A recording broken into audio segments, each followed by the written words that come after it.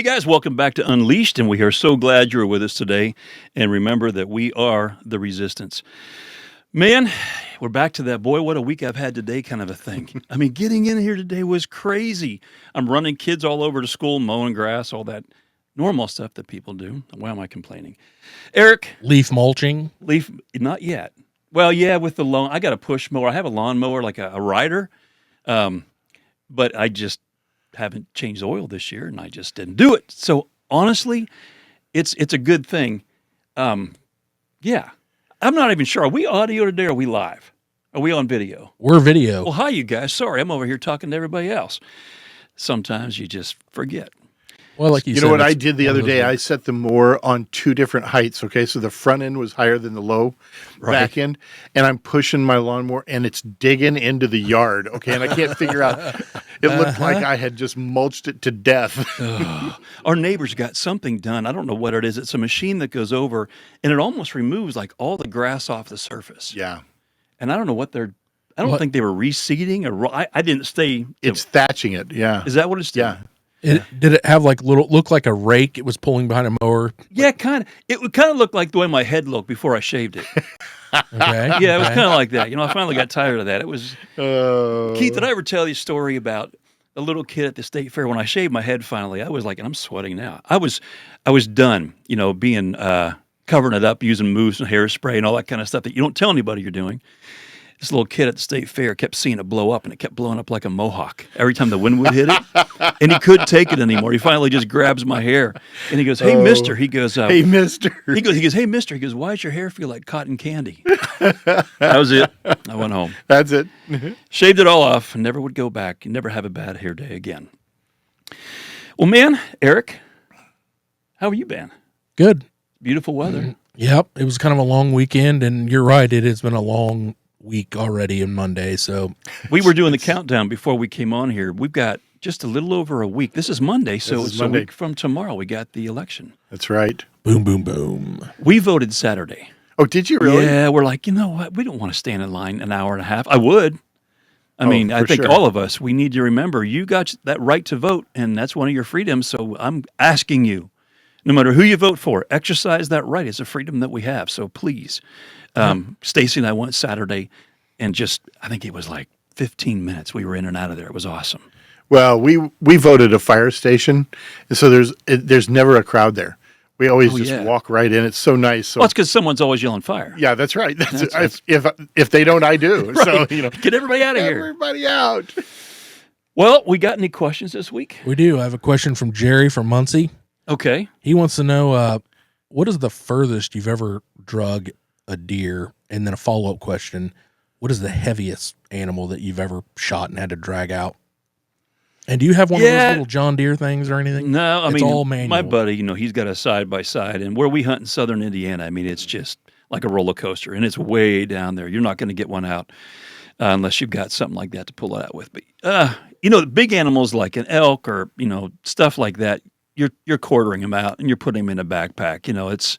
It's different. But with whitetails, I tell you, funny story.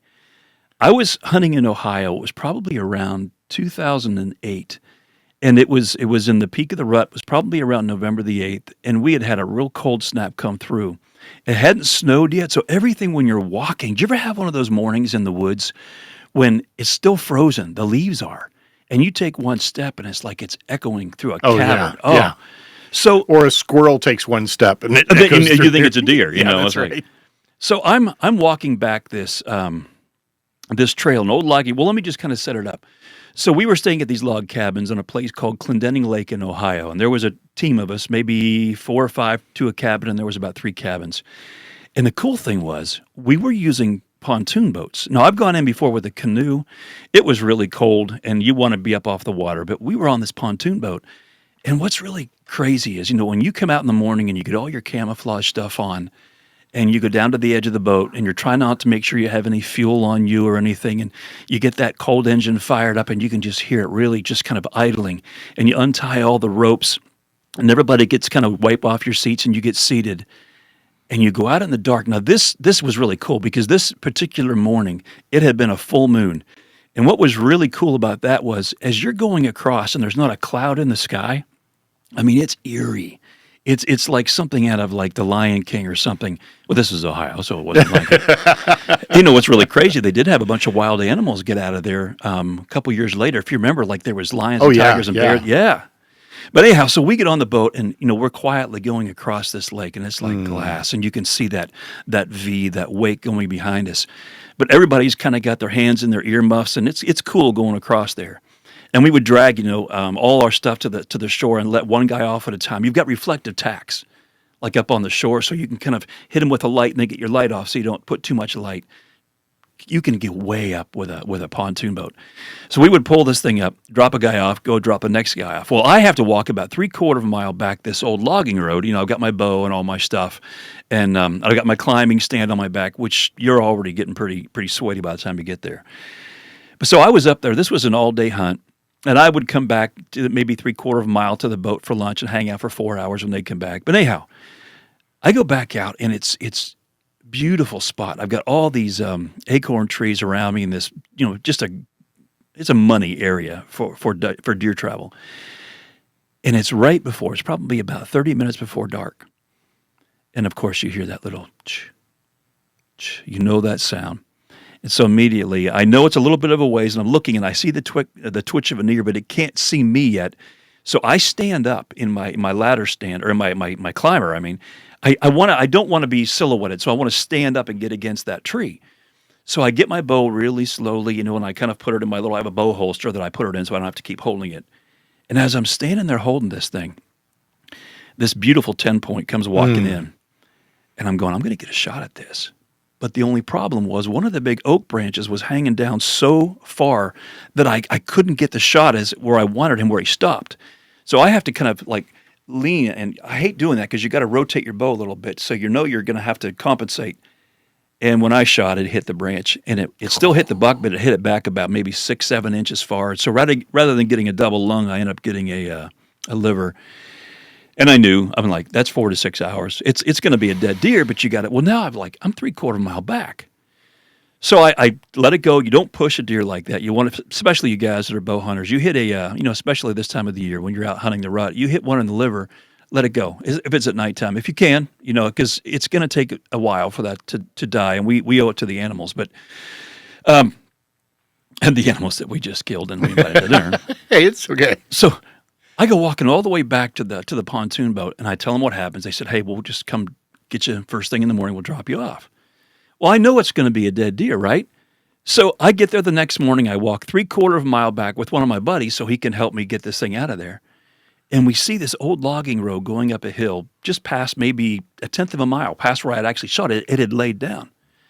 And I go, well, there it is. You ever see like a dog laying on your living room floor, how it'll just kind of lay its paws out straight in its face, just kind of like that? Well, here it is. And there's the rack. I'm going, dude. And so I don't even say a word. I go up and I go to grab the antlers and I bump the back foot. And all of a sudden I see this eye spin and these ears twitch and look at me. And I just back off, but he didn't move. And I went, this is weird. So I said to my buddy, I said, get up here. I said, look at this. And he says, dude, just get your bow. I said, my bow's back on the boat. Oh, no. 3/4 of a mile back. He says, just get your buck knife out. I had a nice big buck knife. I think it was a week or two ago, I was talking about Harry Woolhutter. He had this lion that he killed with a sheath knife. But anyhow, so I get this buck knife out. He says, yeah, just kind of get up alongside of him and hit him real quick in the ribs. And then, it'll lung it, and then we'll probably find him within the next 10 minutes or so. I step up there to bump that thing with that knife and hit him real quick.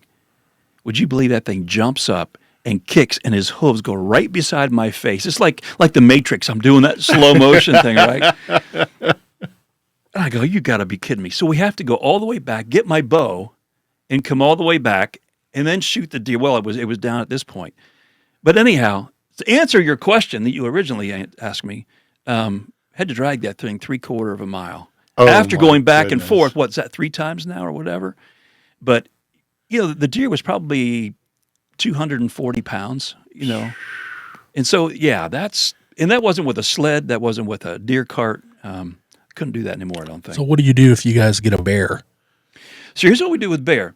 Well, it depends on where you're at, but like last year when we were up in, because I had to help with a couple of these things, getting them out up in Canada.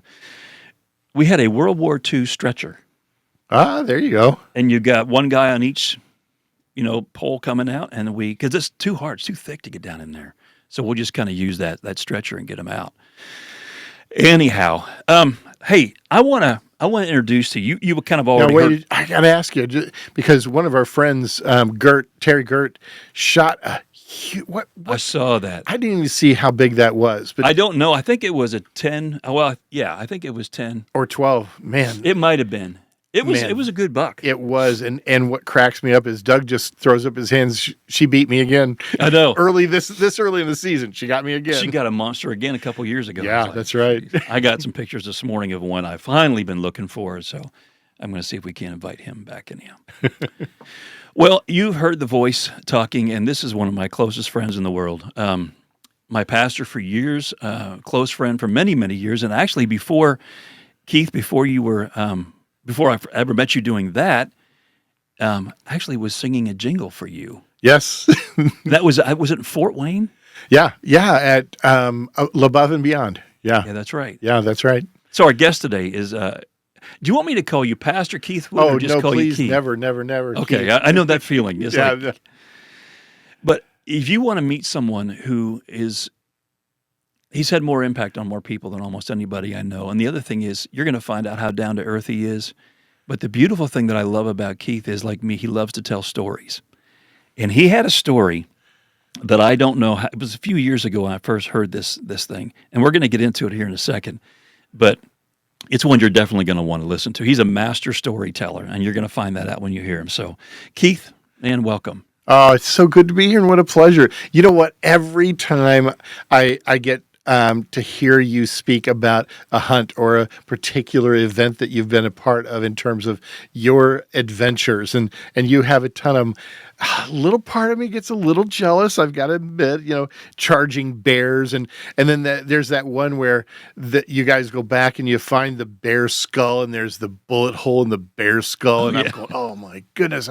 And, you've got that, you had one about a moose in rut that, was coming after you, all kinds of things that you tell stories.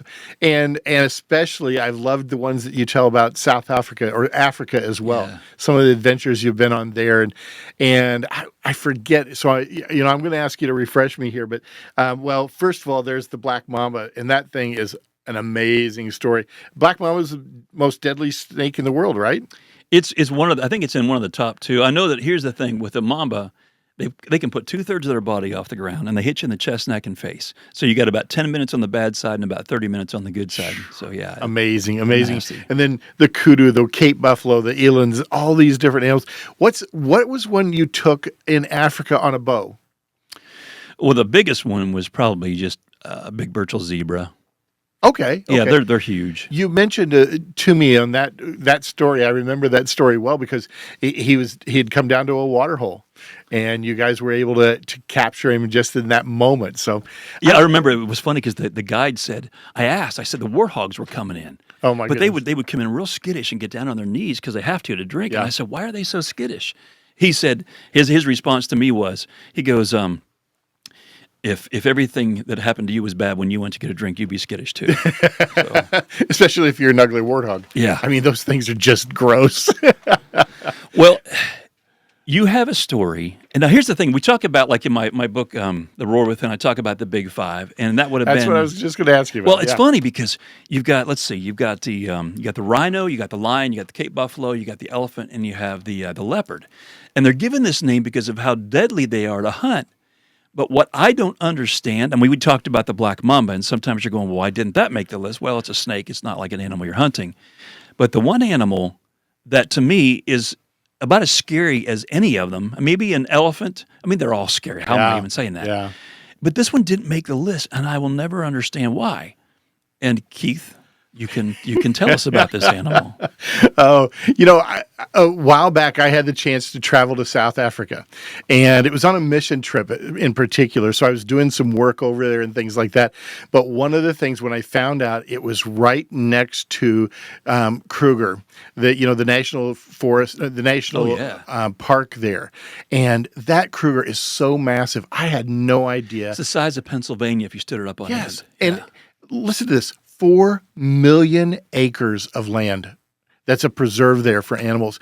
And I remember going there. First of all, I'm colorblind. And so it was kind of interesting being colorblind because I'm going down there and they're looking for animals, especially where we're looking for a rhino in the bush and everything like that. With being colorblind, I see things differently than you do. And so one of the things that's weird is I don't see camo. Camo is such a joke to me. I'm thinking that's supposed to hide you because it sticks out. And during World War II, they used to hire or recruit, if you will, people who were colorblind to be bombardiers. Because when we would look down out of a plane and we'd see the camouflage down there, it would jump out to us and we'd know drop the bomb there. So I was able to spot all of these animals out at Kruger when we were driving through there. It was just absolutely amazing, especially a rhino, which nobody else could see. And he was just like standing out there. I'm going, why can't you see that? And you gave me a tip on even looking for those animals, looking for that horizontal plane and make sure that you see that.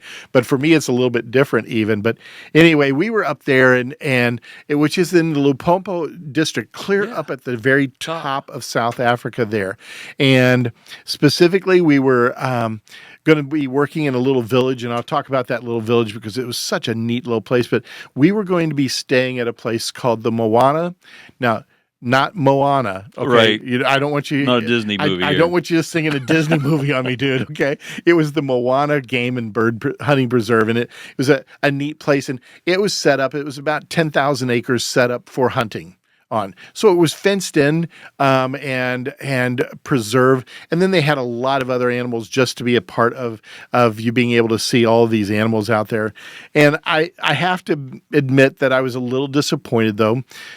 First of all, we were living in these rondavels, the round houses.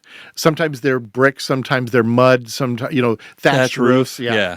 They're really cool, but I was a little disappointed when I got there and they started talking about the animals, and all the animals that were right around us were pets. Okay, they were wild animals, but I mean, wild in terms of their name, but zebra and giraffe and elephant and all kinds of different animals there. The kadu and those kinds of animals, everything like that.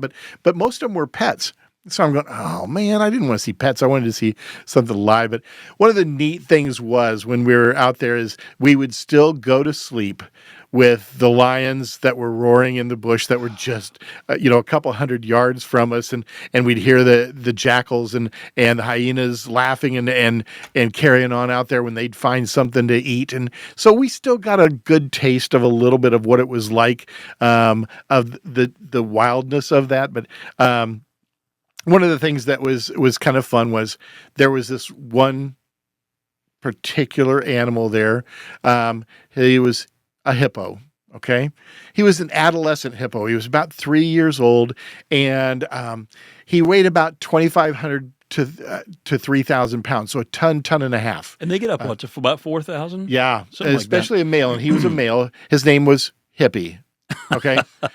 So now I'm really pretty disappointed because, now I'm seeing a hippo and it's a pet, not a wild hippo, and so I'm a little disappointed in that. And I'm thinking, oh, this is never going to compare to Brent's wild game expeditions. I have to come back and tell the story of Hippie the hippo, okay? But anyway, we were just getting started, and we went out every night on the porch of our roundabout, and what was cool is he would come up out of the lagoon that was about 50 yards down from our roundabout, and he would come up there, and we'd be given these big watermelons and pumpkins, and we'd just take our hands and go like this, and he'd open his mouth, and then we'd throw a whole watermelon in there, and he'd just and these 15 inch tusks, Yeah. massive tusks would come out, and you'd see them gleaming in the night sky because it was just, he always came up just at dusk or of the evening. Then you'd throw a pumpkin in there, the same thing, and he'd just crush it. Those jaws were so strong, and we were having fun with him every night, talking about, the hippie. So yeah, it was fun to have him there, and we got a whole new lesson on what it was like to have hungry hippos, okay, because he was always hungry, and great time with him. Well, once he was full, he'd kind of saunter back to his little place in the lagoon there, stretch out, and then all of a sudden he'd just sink into the water, and all you'd see is his eyes and his nostrils there, and he'd go over in the reeds, and it was just fantastic. But we would then, every day, we'd go out to the mission place. A woman by the Ilma Hall was the leader. She was a missionary from the United States, I believe, or maybe Great Britain. She might have been from Great You Britain. say Elma? Uh-huh. Boy, that's a name you don't hear anymore. No, you do not. Yeah. You do not. And she worked with the kids in a small little village called Madaji or Madaju. If you look it up online, you're going to get one of the two spellings. Small little village. One of the interesting things, and you'll appreciate this, the government decided in South Africa it was more expensive to put electricity down there and everything like that, and to put towers for cell phones, that it was actually easier, rather than running the electricity and all that, to give every kid a cell phone and put a tower out there in the village. Everybody had cell phones. Wow. Strange situation. But anyway, we'd come home, we'd feed Buddy and our hippie hippo and have a great time with him. But one time we came home and things had changed a little bit. Everybody was a little tense because the hippo had gotten angry at a Jeep and reared up on his hind leg. Imagine this, 3,000 pounds, short little stubby legs, reared up on its back legs and came crashing down on the hood of that Jeep a couple or three times, flattened the tires, flattened the springs. Everything was ruined on that thing. And the engine was just, a lump. And everybody was a little worried because obviously he was changing and going through his adolescence and becoming a bull. Yeah. And so we it was kind of weird, but that night, same thing. He was cool. He came out there, got his watermelon and his pumpkins, and so everything was cool. The next morning, though, I went out on my regular routine, okay? So one of the things I'd do is I'd go out there and I'd do a prayer run. Some people do prayer walks. I did prayer runs at that time. And what I would do is I'd run around the lagoon, get over to this area where they were bulldozing a road around the area, the preserve. I'd go clear along the fence, and I'd just be looking for the monkeys in the trees or looking for the wildlife. Especially there was a lot of fox out there as well. And that was something I hadn't expected, but there were different kinds of fox than what I had known. But and I just run the course, and about 3 miles, easy run, 5K. And easy for you. Yeah, well, okay. So I was telling this story to a friend of mine, and the only thing he got out of this whole story was this: Keith runs. Yeah. Thank you, Andy. It was Drummond, by the way, So, Oh, yeah. So anyway, routine was pretty simple, and I went through that all the time. This morning, I was getting ready to go out on my run. I'd step off the porch. I'd undo the electric fence that was around our little hut. And then I'd walk through the electric fence, put it back, and then I'd start walking and get ready to run and then start running around the lagoon. That morning, I didn't get 50 yards from the hut, but it was far enough that I didn't want to go back. I didn't want to go through the whole routine again. I had to relieve myself someplace, okay? So I was going to pee someplace, and so I found this bush, and, I walked over to it, and I had to choose my steps carefully because there was a lot of scat on the ground and the stench of urine, and that was okay. Somebody evidently had been there before me. That's what I just assumed, and so I relieved myself, and just about that time, I heard this sound. I heard something rustling in the reeds, started floating up. The hippo was mad. I had just peed on his... Oh, you marked his territory. I marked his territory. And here's what it sounds like. This is you or the hippo? No, Oh, okay. Just I making made sure. some sounds as well, okay? But here's the deal: is he makes this sound, and this is what I made a sound in a microphone, but it's still just minuscule. The decibels that they blow, that sound, is the same decibels as what it would be like to stand about 15 feet from a speaker at a rock concert. Wow, I didn't know That's that. how loud it is. And then they have these harmonics in there, that sound, that are the rumble that's similar to how an elephant rumbles. And it actually, when they're in the water like that and they blow, it sends ripples from the harmonics through the waters there. Yeah. And the third thing is they do it to tell other hippos, hey, there's a problem here. Right. And so it's heard about 3 to 5 miles away, that's rumbling through the ground. And so then, Wow. yeah, it's pretty impressive. It's pretty impressive. But when I look over at man, I hate to just keep calling him Hippie because now it's detracting from the story. But Hippie, when he's I can see him, they have this thing called blood sweat. It protects them from the sun, but it also is one of the warnings. And all of a sudden I'm looking into his eyes, and they're always a little bit red, but his eyes are fiery red from the blood sweat. And you talk about the big five, but here's the ultimate story. It's always a big six to me because hippos are the most dangerous animal in Africa. They kill more human beings than all of the big five put together. Hippos kill about 500 people a year. Lions kill 22. Wow. So I scoff at lions. I have a hippo that's looking at me now, and he's got red eyes, and I had just marked his place. And so he started, and the first thing he does is he sinks. Because hippos can't swim, and they don't swim across the top of the water. He sinks down to the bottom, and he starts to run. And I can see this monstrous body running because he's creating a ripple, even though he's clear at the bottom. He's running along. He can run about 5 miles an hour. So I start running. I'm not really fast. The fastest time I've ever recorded is 5.4 miles per hour. And a hippo can run 5 miles an hour underwater. Okay. So this is not going to be a good scene. Ty does not go to the runner on this one. Okay. And he's coming across the water and coming at me. And every once in a while he comes up and he goes, blows again. And he looks to scan to see where I'm at. Mm-hmm. And for the first time in my life, I am a runner.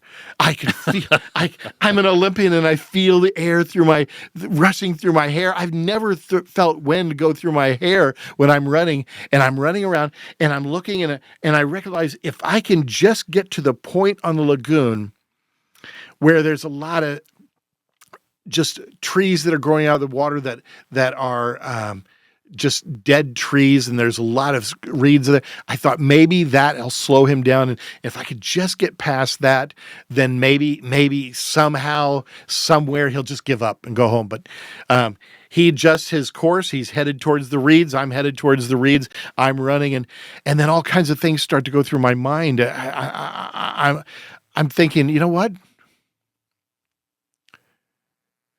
And weird things come to your mind at these moments. I think of every phrase my track coach ever said to me. And the most prominent one was this: you really are slow. Secondly, I start thinking, you know what? I didn't tell my wife where the keys to the lockbox are just in case I get killed. And then my third thought was, if he does get me, I can just imagine my limp body being carried on those tusks and him dragging back to the murky waters of the lagoon and burying me there. I'm thinking, this is going to be horrible. And all of a sudden, my ADD goes out of control, okay? I'm bouncing off of everywhere at 5.4 miles an hour, by the way. Not real fast. And I get to the top of the lagoon just past where he's now coming up on shore. And literally, probably 50 feet. And now I'm thinking, I've got a story just about as good as Brent's. I may not live to tell it. So I would have been thinking all that. I've been going, oh, nuts. No, you would have thought, where's my bow? You know? Oh. Yeah, there's the difference. Those things are just like those in Cape Buffalo freak me out. Oh, they are massive. Yeah. And this guy was massive. And so we get to the reeds and he's thumping, and now the hooves are hitting ground and I can feel it. And I'm just, and I don't know what he's thinking. We didn't stop to chat about it. You know, we just weren't talking. All I know is I'm just a little bit ahead of him. Now, here's the deal is they can only go 5 miles an hour under the water, but they can run at 19 miles an hour. A hippo. I mean, there's things jiggling on him that just shouldn't jiggle when he's running that fast, okay? 19 miles an hour, and he's coming out of the water, and I recognize I cannot outrun him. I'm now master 100-yard dasher, and he can run about 40, 50 yards at that full speed, and he's going to catch me. And just about that time, I have this God moment, okay? Because I get to the road that they're starting to create back there, and there is this one lone tree standing in the middle of the road up on about 3 feet of earth that they've moved and bulldozed all around it. I don't know why they hadn't taken this tree out, but there's one lone tree out there, and I recognize if I can just beat him to the tree, I've got to beat him to the tree. And so I'm running. I dive up on that 3-foot area, and then I shinny up the tree, okay? Now, I'm sure if Drummond was here, he'd go, I didn't know Keith could shinny. You know, I didn't know it either at the moment. It was just crazy. I shinny up this tree a little bit. And here's the weird thing about hippos is their sight line is straightforward. They can't look up. Ah. It's all straightforward. So incredible sense of smell. He could smell me, but he couldn't see me. Yeah, it's like a rhino. Yeah. Seriously, very much. See, and so he's standing at the bottom of my tree, and I'm shinning up a little bit higher, thinking I don't want him to see my feet. I don't want him jumping up on that 3-foot ledge because he could have cleared that so easily and got me and just drug me down. I'm shinning up a little bit higher, and he's just over and over and over. And I was determined. At that point, I was looking like some of those monkeys that I had seen out there. I'm holding that tree just as tight as I can and just thinking, I'm going to outlast this guy. I'm going to outlast him if it takes everything. Were you on a branch or were you just hanging on? No, I'm hugging this tree. You know, it was one of those with just that little bit of not bark. It was almost looked like a palm tree, you know, and it's, oh yeah. And so it's got these little ridges there. And so where the palm branches, but it wasn't a palm tree. It was more like a ficus tree is what it was. So a little bit slippery, but it was holding me and I was happy. And so for 45 minutes, I'm sitting there holding that tree while he's going crazy below me. And finally he gets tired and he starts to meander his way back over to the lagoon. And I'm breathing normal again. I get down from there and I sprinted the next 2.5 miles faster than I'd ever made it all the way around back to the hut where we were staying and closed the electric fence. And I decided I wasn't going to feed that hippo that night. It was a fun experience. But the whole time I'm there, I'm thinking of you. I really am. I'm thinking this is just like what Brent would do. Only he'd do it with so much more finesse. You know what's scary is when you come out of one of those thatch huts at night and you've been in there and you come out and there's like some fresh sand or something is blown up on the porch and you see leopard tracks. They're there. They're there. Oh, yeah. That was the whole thing is the fence that we had was right around our little hut. Everything else was roaming out there, and you could hear it. Even though this was a preserve, a hunting preserve, actually, you know, you could hear it. So pretty wild. It's a little bit spooky when you're out there and you know that just on the other side of this stuff, like we talk about the big 6 now, the big 5. Yeah, thank you. But you and I are going to lobby for that, okay? Yeah, I know we need to. But the other thing is whenever you're over there and you're you're really dependent upon, what you've got in your hand because the guides aren't allowed to carry guns with them, the PHs. Now, the Yes. owners of the safari can, but they're not allowed to. So it's kind of like if you're a bow hunter, you're pretty much, that's what you got. Oh, we were on the safari in the Kruger, and only one person had a gun on that safari Yeah. with our group, and we weren't hunting. It was a photography safari on this one. And the poor guy in that little seat up front, you've seen the trucks, Oh, yeah. okay? That poor guy on the seat up front, all of a sudden a bull elephant steps into our path, and he's not going to let us through. And you've got to make a decision at that moment. Do I back up? Because if you back up, you become a target. Then. Yeah, that's right. And you talk about running fast. Elephant can run fast. Yep. And he's going through all of his same sounds as well. And this guy was so cool, calm, and collected. It was absolutely amazing because that elephant walked right up to him, put his trunk on his face. Oh, okay? my gosh. And he never flinched. all of us in the back were just shaking. Well, I wanted to talk to you about this. So, as you're hearing, when Keith's telling the story like this, people might be sitting back there going, I don't have stories like that. You have stories. That's It might right. not be that story, might not be my story. But one of the things that, Keith and I get together at Panera and we'll talk, like what's happening in our life right now, what's God telling us right now, what are we doing, what do we see happening coming in the future? And Keith, you left, how many years in full-time pastorate were you? Yeah, I'd been in ministry for 40 years. Yeah, it's a long 25 years at the last church there. What's the old, was it Gilligan's Island? Here's my OIU, or IOU for 40 years, whatever. Haven't had a bath in 40 years. Sorry, I'm a Gilligan's Island fan. But when you started making this shift, I think a lot of guys, we get to that point in our life where we're kind of going, what am I going to do next? Did my purpose change? And I don't think your purpose necessarily changed. It can evolve. It can move into something new because God's been developing you. And something I've seen that you're doing right now, you have a new website, new ministry that you're doing right now. What is that called again? Yeah, it's Story Mosaics. The website is storymosaics.com. And then we've got the podcast as well and a Facebook place as well. And the reason why it's called Story Mosaics is just as you said, everybody has a story. Yeah. Everybody has a story. And I believe that everybody has a story that's changed their life. The thing is that they don't believe it. So sometimes you need to help them mine for that story, Yep. help them dig for that story. Secondly is we want to help people tell their stories better. And so that's the whole purpose behind it, because those transforming stories, I mean, whether it's the hunt or whether it's a time with a person who's made a transition in their faith, all of those stories are transformational stories. And we just want to help people tell them better. Now, this story happens to be a fun story, okay? So sometimes what you have to do is you have to look at your audience and you have to say, what's my audience for this story? Because I've got some pretty heavy stories.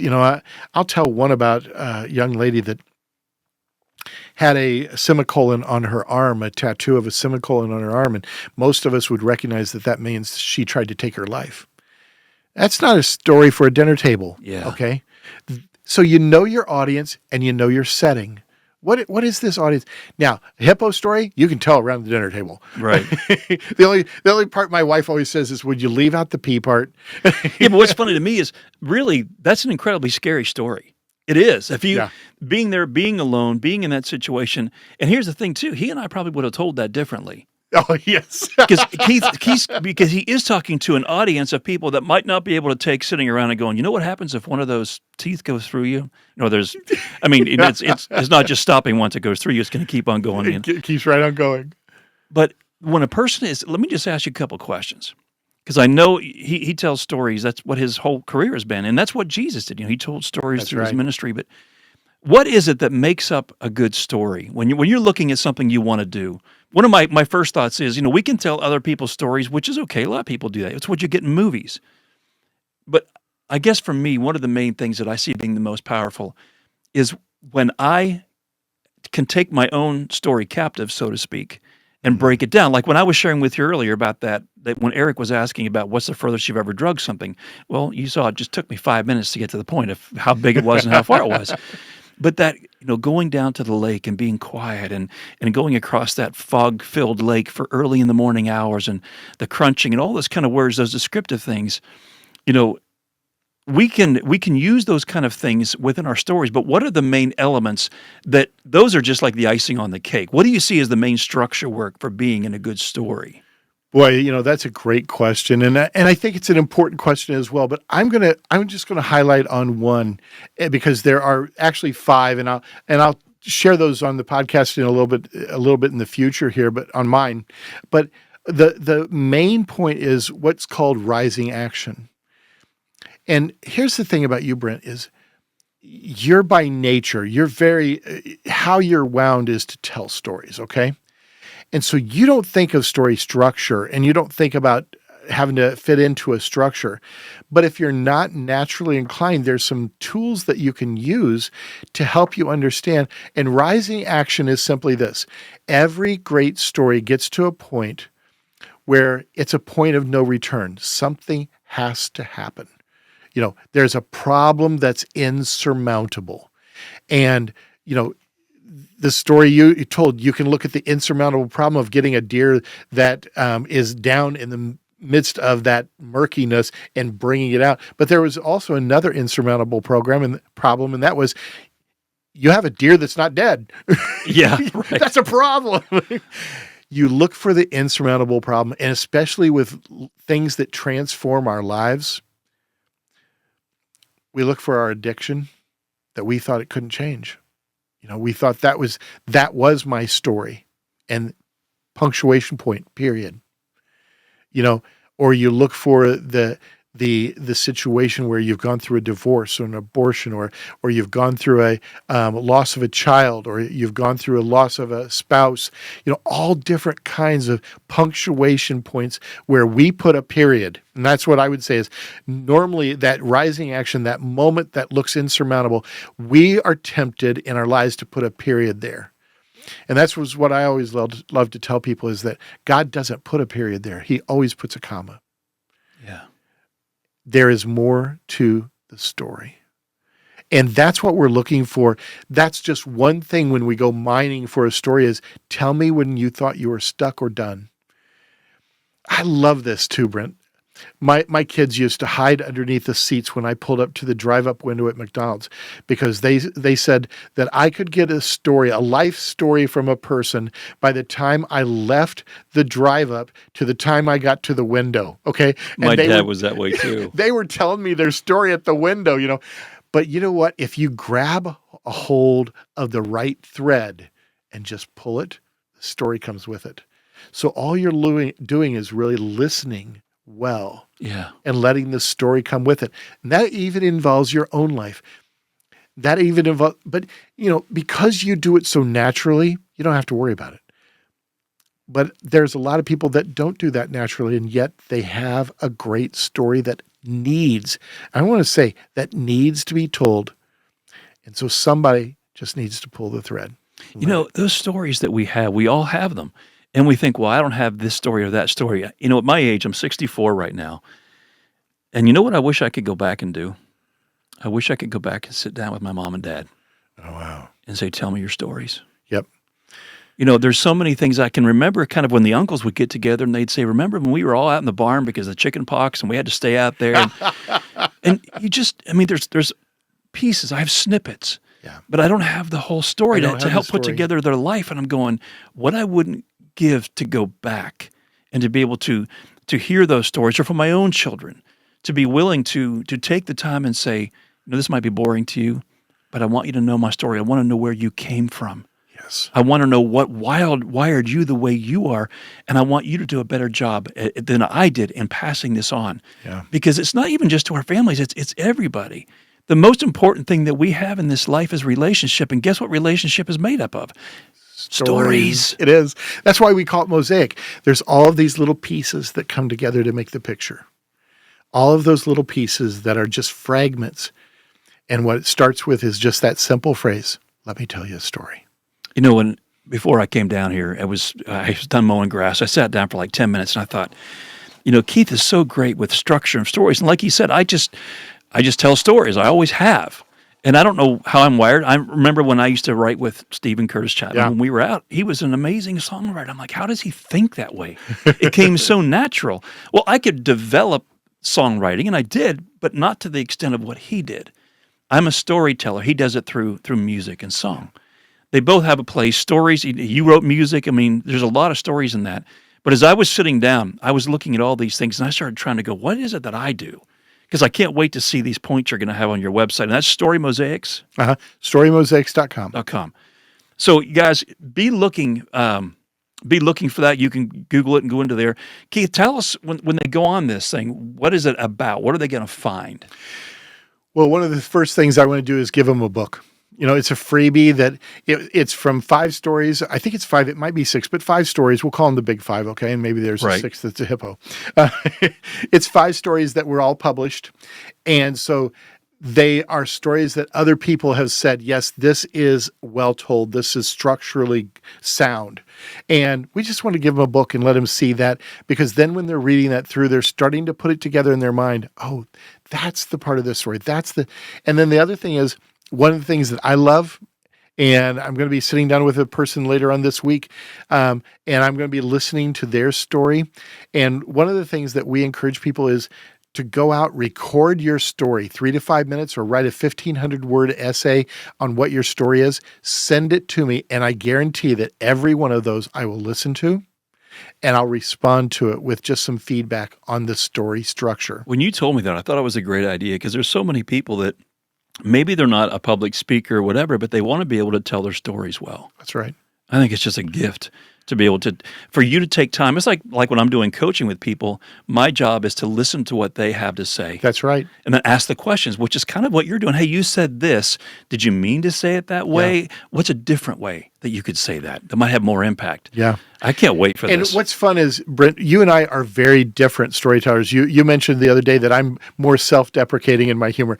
That hippo story in your hands would be a completely different story. It would. Yeah, it's got me running like Bolt, in this race against time. Well, you time. defused it. I mean, the way you said there was this mound, 3 feet of dirt. I'm like going, that's it? There's no 4.58 Magnum blowing this thing, what? Oh my God. But if there'd just been a gun on top of there, that would have been your story. And I don't know how you could do that, because I'm like, in those moments, I'm not like making something funny out of a story. But then again, that's my brand, my niche, who I'm speaking that to, is who you are. Putting guys on the edge of their seats. But yours is reaching into people's worlds. You can do something, but the way that you're able to do it without making them scared, you're able to say, this is a bigger than life issue that I just faced. But and we'll talk about audience. All those things will be out there over time as we just open them up for people to look at. Thank you so much, Brent, for letting me come on today. You're so welcome. I just enjoy it. I would rather spend this kind of time with you, but my best time with you is always at Panera. So, well, let me say this as we're closing up here and wrapping up. Story is, that's your calling. That's my calling. That's a part of it. And when you're thinking about getting something that is so vital to relationship in the most important moments in our life, you're not going to remember, how much money you made, the car in the driveway, the house on the hill, the cabin at the lake. None of those things are really going to matter in the long run. Did you love well? Did you connect well? Because we're made for relationship. I know that when my father, he had a massive stroke, after he had been in a car wreck the year before. But in those last 5 days when he couldn't even blink an eye, it was story.